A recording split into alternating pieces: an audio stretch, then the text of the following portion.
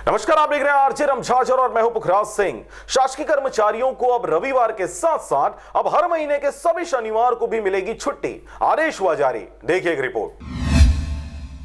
छत्तीसगढ़ शासन सामान्य प्रशासन विभाग द्वारा शासकीय कर्मचारियों को अब महीने के सभी शनिवार को छुट्टी मिलेगी। आपको बता दें कि 26 जनवरी के अवसर पर सीएम भूपेश बघेल ने घोषणा की थी। इसके बाद इस आदेश को जारी कर दिया गया है। इसके अनुसार आपको बता दें कि राज्य शासन एतद द्वारा शासकीय कर्मचारियों की कार्य क्षमता और उत्पादकता बढ़ाने के उद्देश्य से माह के द्वितीय और तृतीय शनिवार की भांति सभी शनिवार को अवकाश घोषित किया गया है। राज्य शासन द्वारा शासकीय कार्यालयों के कार्यावधि के संबंध पूर्व में जारी आदेश को अधिगमित करते हुए राज्य के मंत्रालय एवं विभागाध्यक्ष कार्यालयों तथा समस्त मैदानी कार्यालयों हेतु कार्यावधि सुबह 10 बजे से शाम 5:30 तक निर्धारित किया गया है। कार्यालयीन अवधि में भोजन अवकाश पूर्व की भांति ही रहेगा। Bureau report, RJ रमझाझर।